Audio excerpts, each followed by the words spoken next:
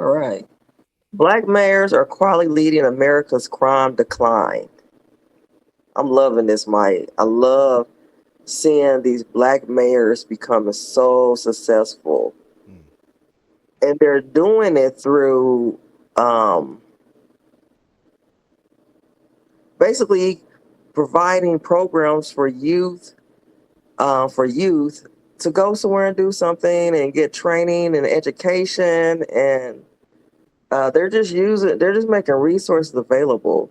We got Mayor Brandon Scott, who's one of my favorite in Baltimore. Homicides are down 22%. It's amazing Oh, that and so the it different, you know. Oh, go ahead. Sorry, you finish up, and then I want to say something. says juvenile homicide victims have declined by a staggering 71%. 71%, Mike. That is amazing. Yeah, you know what I mean? So this brother's saving lives. Absolutely. Now, what are you going to say? Now I want you to go through them, and then I just wanted to say I'm just gonna congratulate them as well. Okay. Yeah. So Birmingham has their first black mayor, Randall Woodfin. The homicide rate has plummeted 50% compared to Mm. last year. And look at these brothers dressed too, man. Look at they suits are Hey, clean. hey, Mayor Karen Bass of LA has saw a 14% reduction in homicides in 2024, lead a 45% decline in gang related killings in areas with targeted safety programs. Man, she doing her thing. yes, In New York City, shootings have dropped 24% and murders have declined by 14%, marking the lowest shooting totals in over a decade. hey, hand claps. Where my applause at? Oh, we got one more. In Chicago, murders are down 22% and shootings have fallen by 31% in early 2025. Hey, is this Absolutely. AI generated? Because that's not what his hair looked It like. don't. And I mean, he do be a little scruffy sometimes, but you know, he got a little mohawk little thing going on.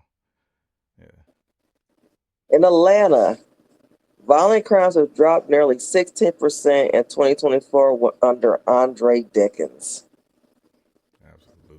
So, Hand claps for that. now what are you going to say? Hand claps for them.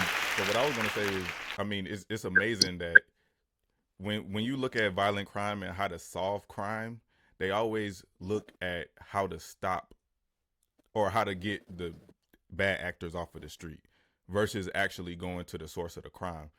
And it's amazing, you know, instead of looking at what was done wrong, which is what they target, if they look at what was done right. So let's say 70% of people in the hood are committing crime and 30% are not.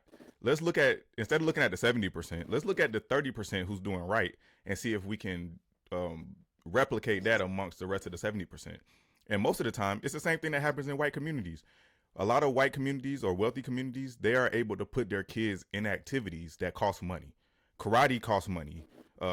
Jiu-jitsu, any martial arts costs money. Basketball is probably the cheapest sport, but it costs Football, money. basketball. Football costs money. Tennis costs money. Golf costs money.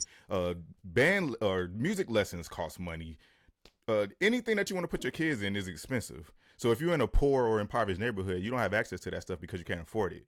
Right? Dance classes for girls cost money. Cheerleading is expensive. So if you open up these avenues for inner city kids to give them something else to do, because they don't have nothing to do. They go to school, come home, and just be in poverty. You know, give them something to do, something to look forward to.